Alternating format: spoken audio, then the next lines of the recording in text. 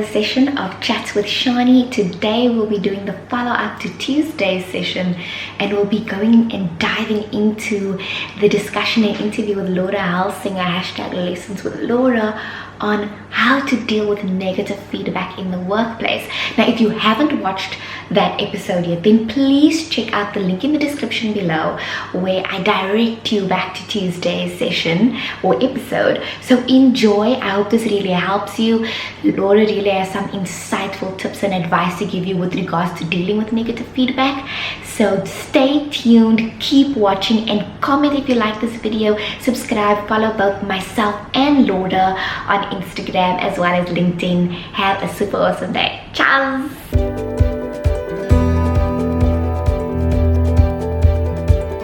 We're going to go into our first question.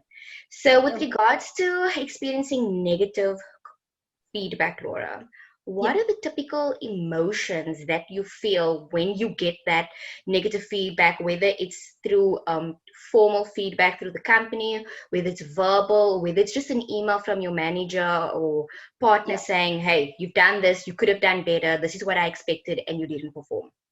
Yeah. So for me, it's about the delivery, right? But my immediate emotion, and sometimes it's not necessary, but I can be overly sensitive. And because of that, I take offense very easily, right? I make it too personal. I will get defensive. I would immediately think about things where, no, but what about this and what? No. So that's the first thing I experience. It's like, okay, I take offense because I'm so sensitive and I'm just defensive about my behavior, which I thought I was doing amazingly well at, right? So it's because people are their biggest, so you are your biggest critic, right? So in every situation, you would want to put your best foot forward. So God forbid that you don't put your best foot forward and you make a mistake. And then what's worse is that other people see it and then they come to you with their negative feedback, right? Or the constructive negative feedback, right? So I think that's the definite situation where I would find myself in, is that I'll be like first it'll be like shock. I'll be like, how can you even say that about me? Like, how did you see me do something bad? I thought I was doing quite well. So again, you wouldn't think that people would notice you doing something. So whenever negative feedback comes at you, you would be super surprised, unless you are extremely self-aware and then you're like, oh, I knew it was coming. But for me, definitely, I would say I would be super sensitive and be like, I'll take offense. That's my first emotion. And I feel that even though you can see it coming, because I've been in those situations, like you can say, oh goodness, this negative feedback is coming in this next performance review or whatever, it still hurts. It still feels like surely you could have mentioned something during the course of the project and, just given me a hint as to what you would have expected from me. So yes, I completely agree. It is that, that initial shock, and then, man, I can't believe this person is now going to think less of me, and now I'm going to have to work like double hard, extra hard to prove my worth and to prove my value. Okay, next question. What is the first thing to do when you receive that negative feedback? So what should your reaction be? What should your approach be, rather? Okay, so I would ask, or I would tell everyone, and it seems not contradictory, but if you don't like conflict like myself, I just accept it. But then I've learned, because if I internalize it and without asking anything, it eats at me, and then I wouldn't know what to do afterwards. So what happens is I would then be like, okay, cool. So if they just tell me, listen, you don't handle conflict well. And if I just accept it, it's like, oh, I can't, no. So then I would then say or tell the person or ask the person, give me proof about when I haven't handled conflict well. Like, there needs to be something that needs to come there, So if you are giving me negative feedback, but you have no behavioral existing patterns that I've displayed that you can bring to the table, then it's not valid per se. So definitely always ask for proof, because there's instances where you've displayed behaviors pertaining to this feedback, but if you are the only one that notices it and no one else did, then they're just out here to get you for whatever reason, and that's just a pure assumption. Like, it's like, I'm not saying it's facts at all.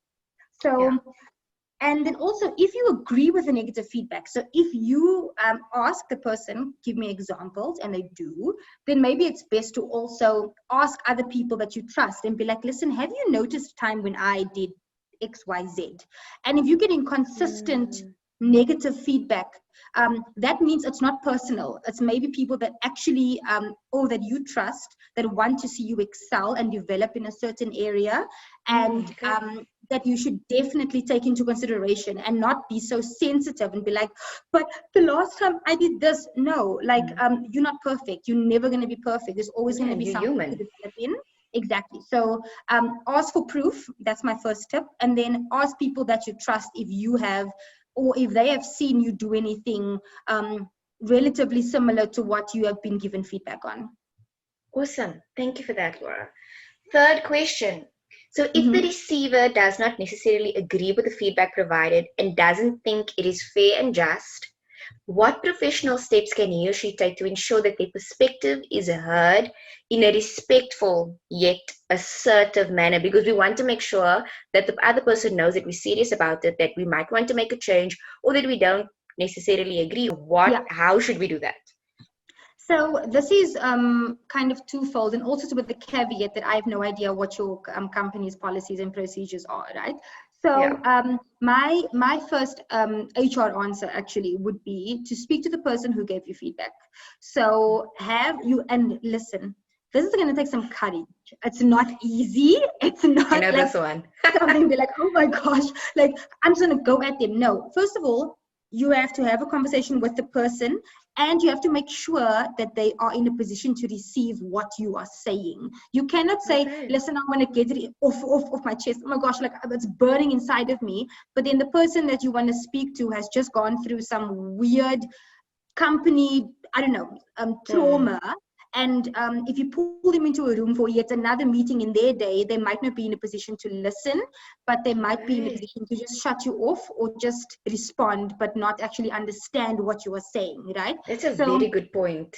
Yeah, it's actually, so that requires emotional intelligence. So it's literally saying, okay, cool, I'm upset, but I have to recognize that someone might be going through something, but their feedback might not have been personal, but I took it in a certain way because of maybe of how they said it or what they said, and the examples they brought were from 2012 and it wasn't relevant, you know? So the first line is, go to the person, but be in an environment or a situation where they are able to receive this feedback from you after them giving you feedback, right? Fine. If that doesn't work, if you're still feeling disgruntled or whatever, then you can take a more formal approach, which is you have an HR business partner, which usually should listen to you and be on your side, or be the middle ground between the employee and the employer. And they should then be the mediator between yourself and the person giving the feedback, so that you don't enter into a situation where you can't work with this person anymore, right? And if that doesn't work, then you can always go through the formal grievance process. So it is a bit tedious, yes, I won't lie. But there's some value in it if you do have substantial evidence that this person is not here for your best interests or for your development. So those are I think the 3 stages that I would recommend. So just speak to the person who gave you feedback first, speak to your business partner, or just raise a formal grievance.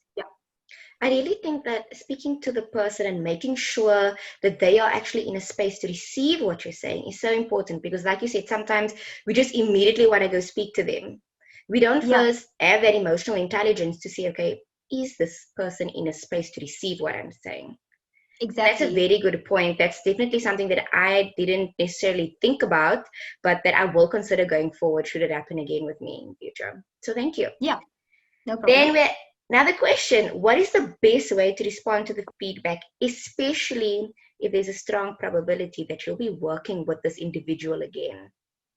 Okay, so it depends on if you agree with the feedback or not. And if, as my previous points, you followed the processes and it just wasn't working, or you don't have any proof. about your erratic behavior or your developmental area or something, right? Yeah. So take the formal processes as per my previous suggestion, because all companies should have an HR process with regards to a grievance anyway, right?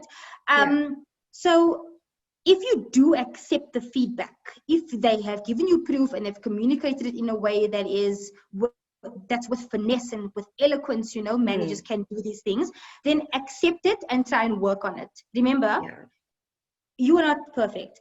And also remember, this is again EQ, emotional intelligence. So the person who is giving you feedback, it's not easy for them either to give you negative feedback.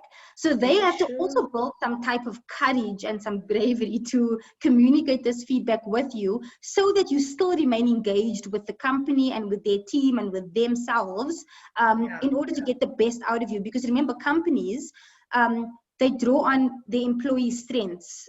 And yes, you have developmental areas, obviously, but if you can maximize your strengths and bring the company in profit, that's what they're looking for. So to communicate about developmental areas, it's like, will she be disengaged? I don't want to. And remember, they have to, I've seen managers practice giving bold feedback and giving these kinds of negative feedback and constructive criticism, so that the employees don't say the next month, peace, I'm out of here, I'm gonna go, but I think that kind of employee is also very sensitive, because in every company you go to, there'll be negative feedback coming your way, right? So exactly, so definitely appreciate the fact that someone took the time to prep and to practice to give you negative feedback. And then again, as per my previous first or second point, see if it's consistent with the people that you've spoken to, and if developmental area is something to actually work on, or if it's something just drawn out of cloud 10 or whatever we say nowadays, these Gen Zs, I don't know what they say. But remember to always see the opportunity to always learn and develop. There's always going to be that.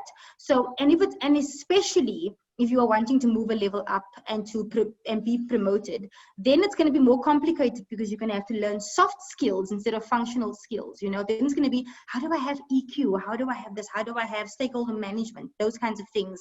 So again, if you don't agree with it, there's the formal process. If you do agree with it, find consistency and appreciate the person who actually came to speak to you about it, and then ultimately work on that developmental area.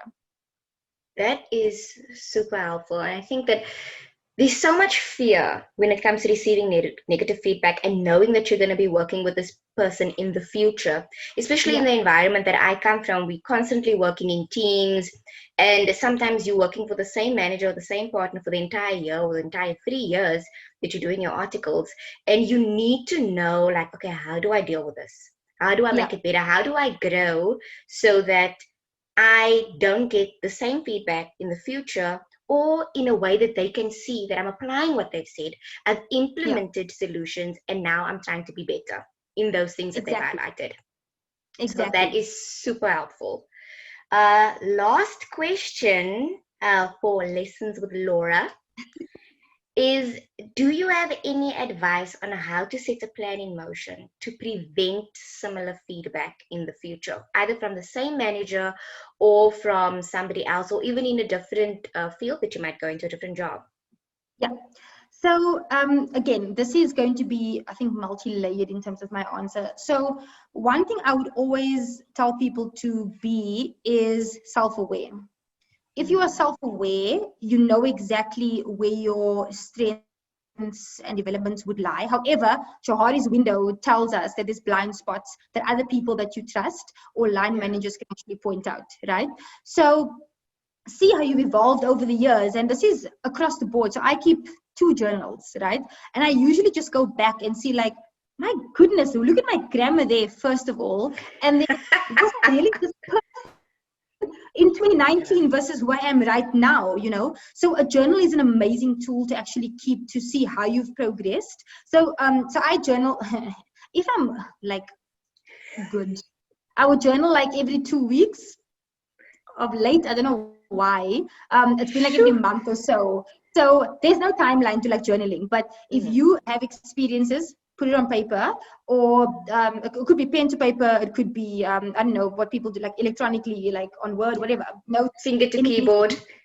Keyboard, I'm just like, so I'm really old school. I keep like pen to paper, so I can, like, it's just seems, I'm like, I can go back, Yeah. and that's how I see how I've evolved and how I've developed, not only in my work life but in my personal life as well. And then remember, you'll never be perfect. There'll never be a perfect version of yourself. It'll be a best version of yourself. There'll be a better version of yourself, but there'll never be a perfect person that you are. There'll never be a perfect Laura, right? So you're always going to have to be developing in one or more than one area, and most likely it's going to be more than one, right? So always be on a learning path. If you're on a learning path, you are open to receive feedback. So obviously don't take people who shout at you and who are just mean, but if you are in a state, and if you practice learning, if you practice to actually, so what you've learned, but then you have to unlearn certain things and then relearn other things, that's a process that you have to go through as well. I've had to unlearn multiple things because COVID has taught us that it's so unpredictable that people can shown just us flames. like, it came out of nowhere. So 2020 is always just trying to better itself by new disasters. So you always have to adapt. You always have to evolve. So do that, and then be open and honest to yourself if you are taking offense, and ask, and then take a step back and reflect. Stop, pause, reflect, and just say, am I taking offense? Is it valid, my offense, or am I overreacting? So exactly. So then if you take offense by the person who communicates it to you, but don't be a walkover. Don't don't expect negative feedback every week. That's not okay. Don't just lie on like your back about the situation. Exactly. Like, like no one wants that, but also don't only get used to having negative feedback in a performance review that comes maximum twice a year, so try and get used to people saying not bad things, but things that are not necessarily your strengths. See it as an opportunity to learn, right? So I know I didn't answer your question, because these kinds of things cannot be prevented at all. So it is going to be how you handle yourself and respond to these kinds of situations, as opposed to preventing or deflecting from a situation where you could actually learn the most from, especially in your developmental areas, because that could turn into a strength. And sometimes your strengths could turn into your developmental areas if you accentuate it too much, So that's happened to me, so I can completely relate to that. Exactly. And it's so real. So please and it hurts. about how you develop. Like it's but, and especially in corporate where it's very cutthroat, it's dog eat dog world kind of situation. So you're going to have to look at for yourself, but then at the same time, how do you contribute holistically to the business that's bigger than you, and that's my answer to that question. Thank you. And it actually makes so much sense, the thing about writing it out, putting pen to paper. I'm somebody who, once I go through a type of conflict, whether it's in the workplace or in my personal life, I like to type it out and then not only look at it from my perspective, but also then, okay, so what's this other person's perspective? What were they saying to me? What could I read off of them using my emotional intelligence to say, what was that person's mood when they spoke? What were they going through if I knew what they were going through? And am I, like you said, am I taking it personally, or am I actually going to use this as constructive feedback and criticism? And I definitely think something that will also help is consistently asking for feedback. So like you said, don't get used to only hearing it every 6 months, so twice a year. Throughout your project, throughout your term working with somebody, ask them, hey, can we meet up every Friday? Can we meet up every 2 weeks? Let's discuss what I'm doing. Let's discuss your expectations. Let's discuss how I'm fulfilling those expectations and if I need to do something different. Because I think that will definitely help you in terms of your confidence, as well as help the person who's reviewing you and is going to provide you with that feedback. It gives them evidence to say, hey, this person's trying.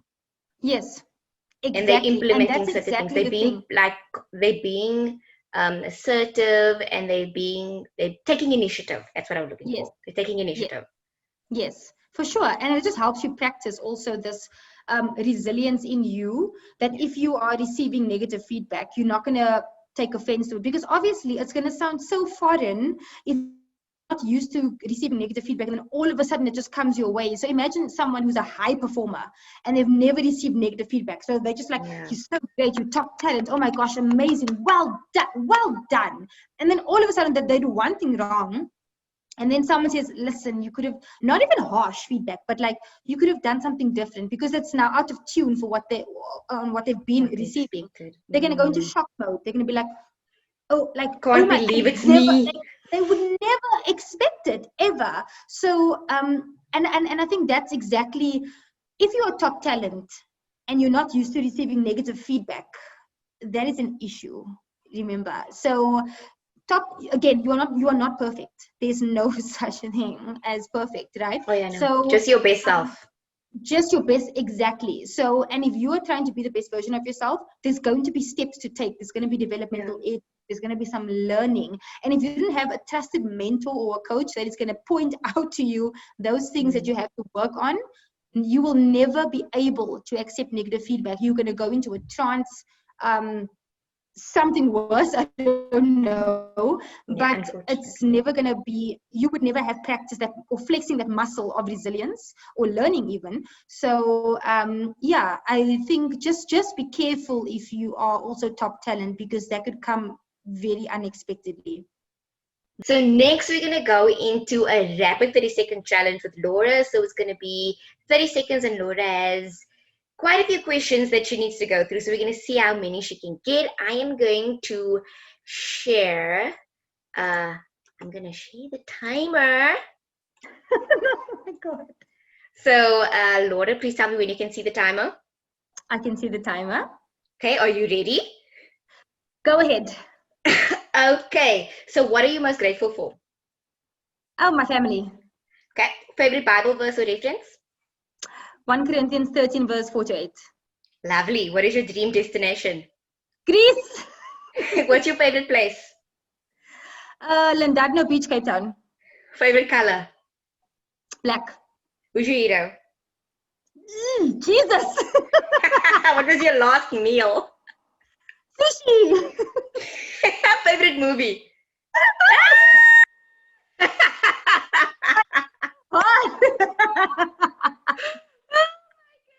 So, Laura, you made it through 7 questions. Oh, you know what? Low average. I don't clearly my developmental area is speed answering. I will take that into consideration into my next job. I actually promise. So when they ask you what's your weakness, you'll be like, I cannot answer questions fast enough. So please. I can answer questions about myself fast enough. Like the actual answer is, I'm not self-aware. Oh my gosh, I don't know what's happening. No, but that was a lot of fun. Goodness. Oh, I'm so glad that you enjoyed it. Thank you so much for being on Chats with Charnie. I am sure that the listeners and the viewers will really appreciate the feedback that you gave on how to deal with negative feedback and your experiences as well. Totally appreciate it. Please tell us, is there anything that you're looking forward to with regards to lessons with Laura? Anything that we need to keep aware of in the future? So I've been getting a lot of requests for video advice or video lessons with Laura, essentially. So as soon as I get my light circle thing, ring light, and my tripod ring, I'm there. Like, I'm going to become professional. But so I think that's so that's going to be the future for lessons with Laura. So which means the articles that I've posted, it's obviously limited in terms of words. So I think a video message will give me more freedom to be myself and just to also see your personality. Exactly. Because right now it's like separated between like TikTok, the humorous person, and lessons with Laura on LinkedIn, the serious person. And to find like a middle ground. So not like the most groundbreaking news, but definitely like a video section will be following shortly. Excited. So viewers, please follow Laura on TikTok, Instagram, as well as LinkedIn. Follow our hashtag Lessons with Laura. And again, thank you so much. Wishing you all the best and praying for God to really help you to succeed in the plans that you have in your heart. And that you will help more people, share your advice, share your experiences with them, and help them grow. So thank you so much, Laura. Brilliant. Thank you so much. Thanks for having me. I really enjoyed it. Awesome. Bye. Bye.